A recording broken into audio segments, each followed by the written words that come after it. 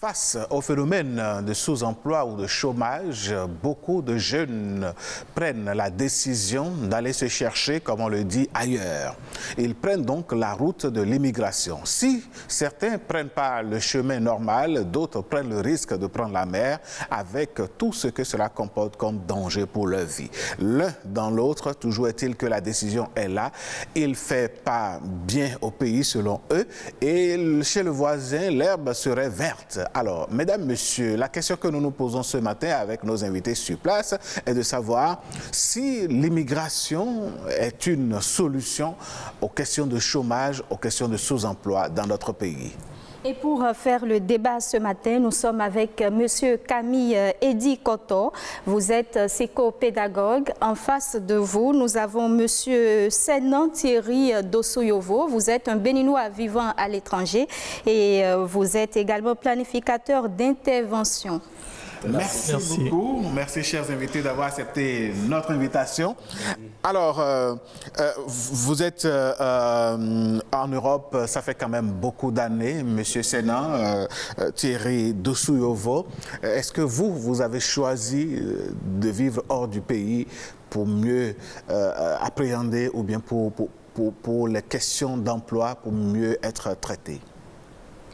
Pas vraiment. C'est ma mère qui était déjà partie à l'étranger. Après, naturellement, comme toute mère, elle a envie d'être avec ses enfants. Donc, elle est venue nous chercher. On est parti là-bas. Donc, j'ai poursuivi ma scolarité là-bas. D'accord. Voilà. Alors, votre scolarité a quand même débouché sur un emploi. Aujourd'hui, vous êtes employé dans une des sociétés en Europe. Mais est-ce que, de votre position, quand vous voyez ce phénomène d'immigration vers d'autres pays à la quête du mieux-être, est-ce que vous comprenez cette soif-là, ce désir-là? Je comprends sans vraiment comprendre parce que ça me brise aussi un peu le cœur parce que je me dis, il y a beaucoup de jeunes qui sont diplômés au Bénin, qui ont énormément de talent et malheureusement, ils ne trouvent pas d'emploi. Le souci, c'est que certains se disent, en allant à l'étranger, je vais mieux réussir, ça ira mieux et tout ça. Sauf que la richesse n'est pas que matérielle. Voilà. On est riche d'idées, on est riche d'expériences, on est riche de beaucoup de choses. Aujourd'hui, ces Béninois-là qui ont des diplômes, même ceux qui n'ont pas, il a peut-être appris un travail, coiffeur, menuisier, boulanger et tout ça. Moi, je dis, il faut déjà avoir une passion de ce qu'on fait. Il faut être passionné de son travail. Il faut essayer de déceler ce qu'on a envie de faire dans sa vie. Une fois on décèle ça, on essaie de l'entretenir, l'inventivité et la créativité viennent naturellement. Après, il faut mettre ça en valeur. Voilà. D'accord. Monsieur Edi Camille Koto, vous, qu'est-ce que vous pensez aujourd'hui de l'immigration des jeunes? On a ces étudiants, surtout au niveau du campus, avec tout ce qu'on connaît aujourd'hui, les loteries Visa, qui décident de partir en terre inconnue. Vous, qu'est-ce que vous en pensez? Merci. C'est vrai qu'on peut voyager, pas plaisir, pas plus plaisir, ou pas envie d'aller découvrir ailleurs. On peut voyager pour aller rendre visite à un parent ou pour aller résider avec un parent. Mais ce qui fait débat, comme vous l'avez si bien dit, c'est plutôt l'immigration, parce qu'on pense qu'ici, ça ne va pas. C'est quand même terrible quand vous voyez chaque année le rang des jeunes étudiants qui ont envie d'aller étudier ailleurs. Je veux parler de Campus France ou de la loterie Visa. Vous vous dites, eh bien, c'est à croire que ça ne marche pas ici. Et puis, il a commencé par le dire, Monsieur Dossouyovo, oui. Vous savez, chez soi, quand on ne se sent pas à l'aise, quand on ne se sent pas en sécurité, quand on n'a pas forcément une idée positive du lendemain, on se dit pourquoi ne pas aller chercher ailleurs. Mais deux raisons fondamentales pourraient justifier cela au niveau des jeunes. D'abord, ceux qui partent pour les études, c'est-à-dire qu'ils s'en vont chercher la connaissance ailleurs parce que chez nous, il faut le reconnaître, toutes les formations formations ne sont pas disponibles et toutes les compétences ne peuvent pas aussi être acquises sur place. Et donc, on pense qu'en allant ailleurs, on pourrait être plus efficace. Maintenant, la question qui se pose, quand on a fini de se faire former, est-ce qu'on reste ou on revient développer son pays? Et à cette question, je pense que tout naturellement aussi, toute personne a envie de s'épanouir dans la vie. Quand vous avez fini les études, vous avez fait Bac plus 5, Bac plus 7, vous avez forcément en tête, une prétention salariale. Et quand vous faites le retour vers votre pays, vous vous rendez compte qu'en réalité, en revenant ici, vous n'aurez pas forcément, ces avantages. On se dit, autant rester là-bas et continuer. C'est vrai que le degré de patriotisme devrait pouvoir animer les uns et les autres pour qu'on se dise, il faut quand même que je revienne développer mon pays, contribuer au développement de mon pays. Mais là, c'est encore une grande interrogation. Alors, Monsieur de Survaux, Monsieur Koto vient de sortir le mot, le degré de patriotisme. Quand on parle de patriotisme, on appelle les citoyens à venir bâtir leur pays, leur nation, mais qu'est-ce que cette nation offre justement à ces citoyens-là pour leur permettre de s'épanouir après de longues études ou bien après des années d'apprentissage d'un métier? Moi, dans un premier temps, je trouve que il y a une phrase qui dit on est toujours mieux chez soi. Après des années de formation, d'études, de diplômes et tout ça à l'étranger, bien évidemment, au moins 50 à 80% des Béninois qui sont à l'étranger, ils ont bien cette envie-là de rentrer, de créer quelque chose, d'inventer quelque chose, de faire vivre le pays. Parce que comme on voit que tous nos jeunes partent à l'étranger et tout ça, on se dit, en gros, qu'est-ce qui reste encore dans le pays ? Qui va construire notre pays si nous tous, on part tous à l'étranger? Moi, ce que je trouve là, c'est que dans un premier temps, il faut un bon encadrement des jeunes, les encourager, les accompagner, les soutenir. D'accord. En plus de ça, ces Béninois qui viennent, qui vont créer des structures, ouvrir des entreprises et tout ça, il faut qu'il y ait une forme de synergie, d'accompagnement vraiment, et que nos autochtones qui sont ici, il faut qu'il y ait une certaine confiance qui s'installe entre nous qui venons créer et ceux qui sont déjà ici. Voilà, et c'est rassurant pour nous. Alors, Monsieur Koto, je reviens vers vous. Qu'est-ce que le pays offre comme environnement, comme avantage pour que les gens aient envie de continuer par rester ou bien de partir et de revenir y vivre? Merci. J'avais envie de dire que le pays n'offre rien, mais non, mais je pense que le pays offre quand même un certain nombre d'avantages, seulement que ce n'est pas toujours suffisant au regard de la grande masse des jeunes qui sont formés chaque année et déversés sur le marché de l'emploi. On se rend compte que ce n'est pas toujours suffisant ce que le pays offre. Et M. Dossouévo a commencé par aborder aussi un aspect important, l'accompagnement des jeunes. De ces jeunes-là qui sont allés se faire former ailleurs, qui ont envie de revenir élever leur pays à un certain niveau, mais qui sont butés aux conditions, qui sont butés aux difficultés sur le terrain, qui sont butés à telle ou telle autre exigence nationale qui ne favorise pas forcément l'émulation de ces jeunes-là. Il a dit, on est bien que chez soi, c'est vrai. Mais quand vous projetez un peu votre retour, vous vous rendez compte qu'en réalité, ça ne sera pas facile. Parce que quand vous êtes parti pour 5 ans, pour 10 ans et que vous revenez, vous redevenez nouveau dans votre pays, en fait. Parce qu'il y a le regard d'abord de l'environnement. Il y a le climat sociopolitique ou économique qui n'est plus forcément favorable à votre intégration socio-professionnelle. Ça constitue une autre difficulté. Et du coup, des gens se disent, pourquoi revenir? Et puis, je vais vous dire, j'ai connu une personne il y a quelques années qui me dit, voilà, j'avais fini en Belgique ma formation, j'étais médecin et je gagnais un peu moins de 2 millions. Mais à un moment donné, je me suis dit, pourquoi ne pas revenir au Bénin servir mon pays? Et puis, je reviens et je suis à moins de 500 000. Ah oui, malheureusement. Et ça pose un problème. Ça pose un problème parce que personne ne voudrait... personne n'est d'accord, en fait, pour gagner le salaire, le minimum. Non. tout le monde voudrait se faire plaisir, avoir un certain nombre de rêves à réaliser, mais il faut bien évidemment une rémunération satisfaisante pour réaliser ses projets, ses rêves. Et donc cette personne-là, par exemple, qui a eu envie de venir servir son pays, voilà le traitement qui lui a été réservé. Mais j'admire son degré de patriotisme parce que malgré tout... Il est resté. Voilà, elle est restée parce qu'elle s'est dit ce que je fais comme spécialité, il n'y en a pas beaucoup au Bénin et donc je reste pour développer mon pays. Mais des Béninois de ce type-là, on en a combien? Et le problème se pose aussi parce que depuis la base, le travail n'a pas été fait. Quand je prends la loi 2003-17 du 11 novembre 2003 portant orientation de l'éducation nationale, parce que c'est là déjà qu'il faut actionner les leviers. La loi dit en son article 4 que l'école doit prendre en compte l'éducation civique. Mais il se fait qu'aujourd'hui, ce n'est qu'au primaire qu'on enseigne les règles liées à l'éducation civique et morale.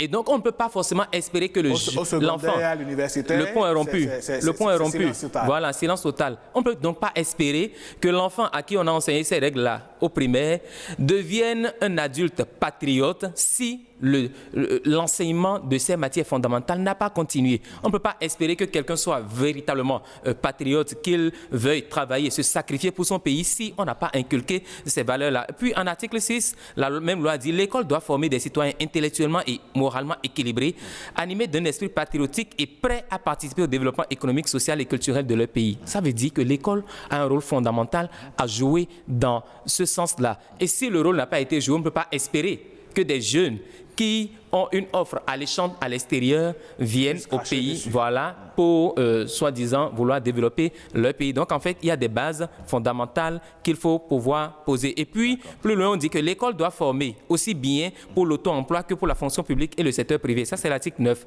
Mais on se rend compte que malheureusement, l'école du Bénin ne forme pas encore pour l'auto-emploi. On dit, lorsque vous avez eu le bac et que vous allez à l'université, on dit qu'il faut entreprendre.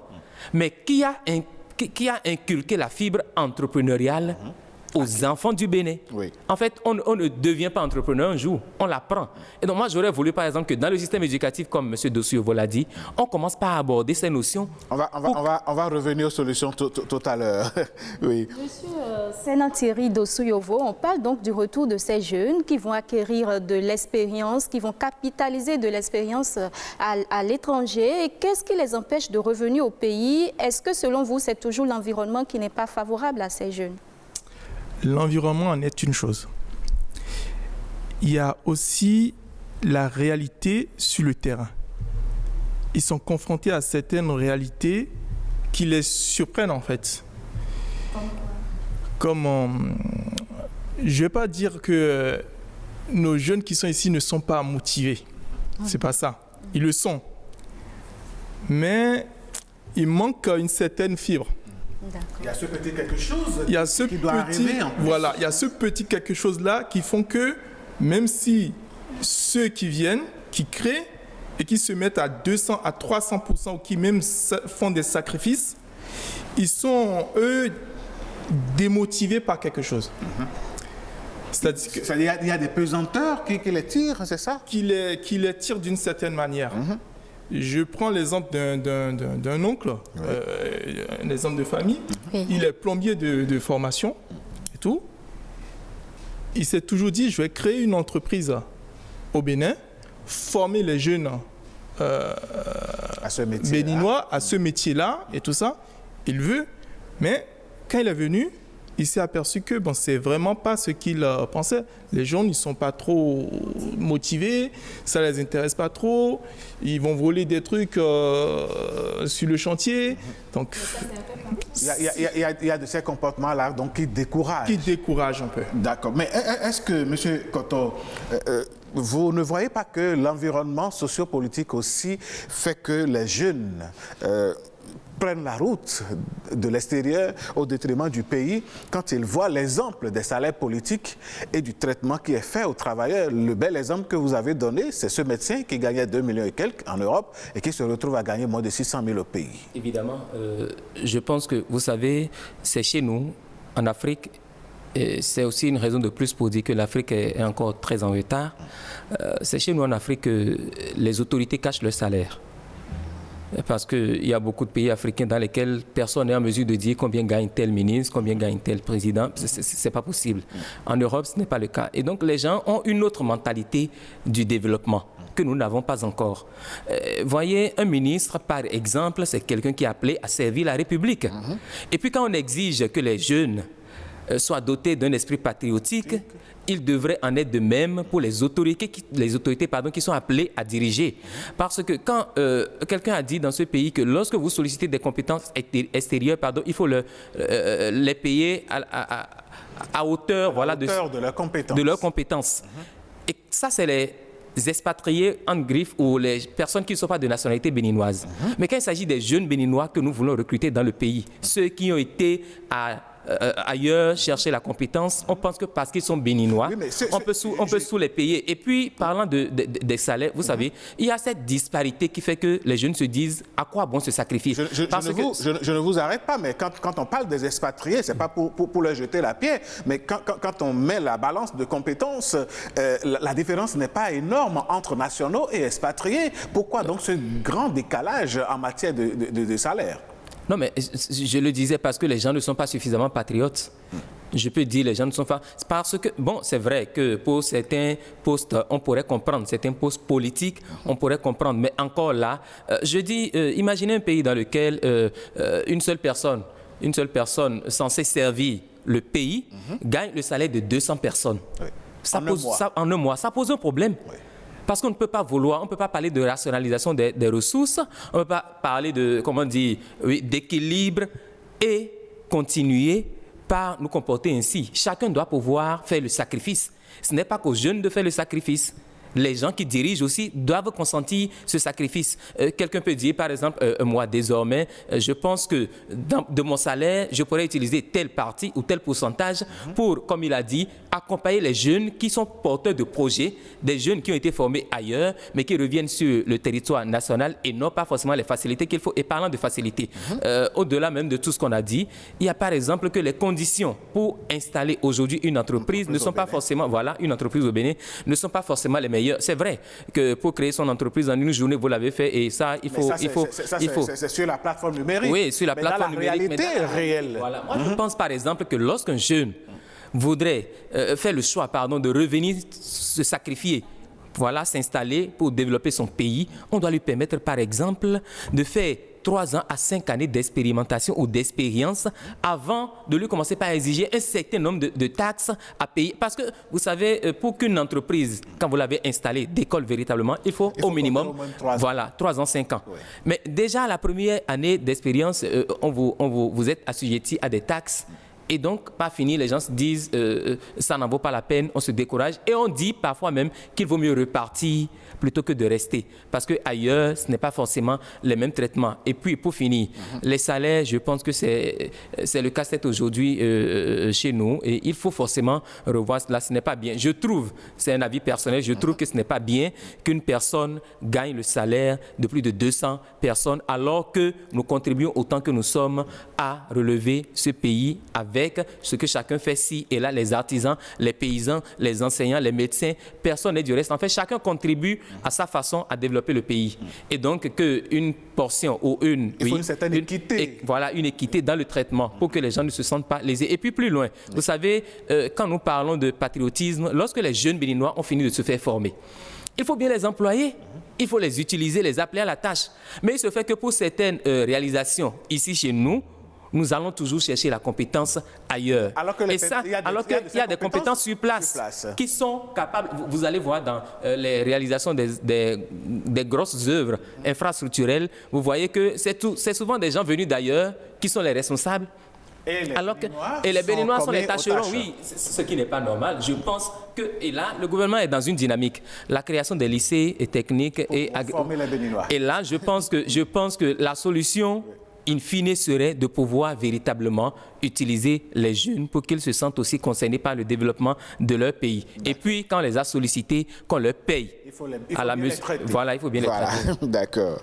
Monsieur Sénan-Thierry Dossiovo, vous convenez avec moi que lorsque ces jeunes-là ne reviennent pas au pays, c'est le Bénin qui perd, c'est notre pays qui perd ces compétences-là qui se retrouvent dans d'autres pays finalement. Pour vous, quelles sont les autres conséquences que le Bénin encourt?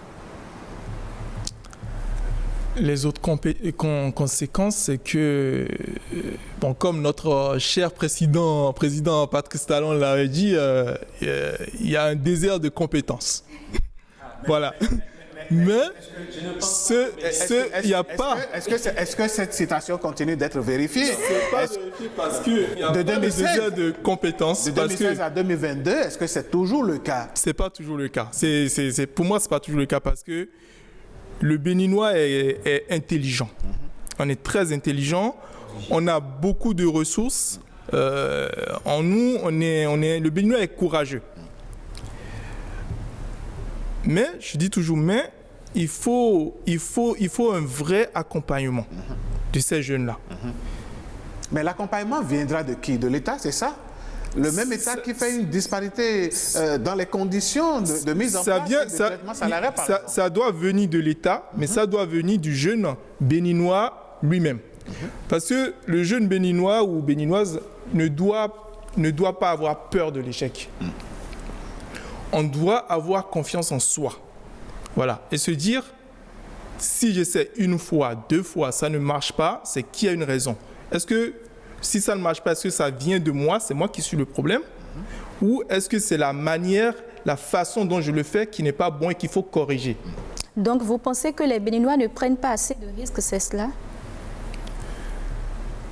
Ils prennent des risques, mais on est impatient. On est trop pressé. On veut gagner ici et maintenant. Ici et maintenant et tout de suite. Et on veut faire comme, ressembler, faire exactement la même chose que le voisin, tout de suite et maintenant. Alors que le voisin, il a mis peut-être 20 ans, 30 ans pour en arriver là où il est. On ne sait pas trop quel effort il a mis en œuvre pour atteindre ce résultat-là. Okay. L'expérience, tout ce qu'il a traversé, on ne sait pas tout ça. D'accord. Alors, encore quelques minutes et nous allons clôturer ce débat. Monsieur Camille Edi Koto, j'ai bien envie de vous demander, quand on regarde les jeunes qui prennent des initiatives et qui se noient dans un environnement rempli de tasses, est-ce que ça ne pourrait pas être une motivation pour eux de prendre la route? Nous avons vu des jeunes qui ont annoncé comme ça sur les réseaux sociaux qu'ils n'en peuvent plus et les jeux de couloir ne leur sont pas favorables malgré les connexions, encore que ces jeunes-là ont des connexions et ceux qui n'en ont pas. Alors, tout ça mis ensemble, est-ce que l'environnement de façon réaliste encourage le jeune à rester sur place? L'environnement, je pense que ce n'est pas encore ça. Nous faisons des efforts, les autorités font de petits efforts, mais ce n'est pas encore ça. Vous savez, quand vous imaginez que 100 000 étudiants, chaque année, environ sont déversés sur le marché de l'emploi, et qu'il y a à peine, comment dire, 5 000 ou 10 000 qui seront objectivement, je dis bien objectivement employés, c'est-à-dire qu'on les recrute et ils sont payés à leur juste valeur, ça pose un problème de développement. Et les conséquences, comme vous le demandiez, les conséquences sont énormes. C'est le pays qui perd le fort prix. Parce que là, c'est des compétences qui sont parties ailleurs, c'est des bras valides qui sont partis ailleurs parce que les gens ont cherché. Les gens ont eu le master, oui, ils ont fait un master, et ils se sont cherchés pendant 3 ans, 4 ans, 5 ans, ils se disent, bon, et pourquoi continuer de chercher si ailleurs on peut s'essayer à autre chose, on peut viser autre chose. Et donc, ça pose un problème de développement. Et puis, plus loin, vous savez, c'est quand même une responsabilité de l'État que de pouvoir remettre les pendules à l'heure en partant de la base. Il faut créer les conditions déjà au niveau du système éducatif en revoyant les curricula de formation de façon à ce que le problème de l'inadéquation de la formation et de l'emploi cesse d'être un tremplin pour le Bénin. Aujourd'hui, il y a beaucoup de formations encore dans lesquelles les gens se font former, ils reçoivent des compétences, mais malheureusement, ils ne sont pas employables sur le terrain. Il y a le programme spécial d'insertion à l'emploi qui est en train de faire un chemin, voilà. Mais en réalité, vous vous rendez compte que les compétences demandées là par le PSIE ne sont pas véritablement en phase avec les différentes formations qui sont offertes au Bénin. Donc ça pose un problème. Qu'est-ce qui bloque pour qu'on puisse ajuster le système de formation à ce que demande le terrain? En janvier prochain, on aura fait 3 ans avec le Conseil national de l'éducation. Et moi, j'ai espéré quand on a annoncé que voilà, il y a un CNE nouvelle génération, pardon. J'ai espéré que 1 an, 2 ans, il y ait de grandes décisions, voilà, des actions fortes pour le système éducatif. Mais jusque-là, on attend. Parce que je dis, à des moments donnés, toutes les priorités deviennent priorités. Et là, parlant, comme vous l'avez dit, parlant de curricula de formation à revoir, je pense qu'il ne faut pas qu'on continue d'enseigner des matières ou des situations d'apprentissage dans les différentes matières qui sont caduques et qui ne répondent, excusez de le dire, qui ne répondent à rien.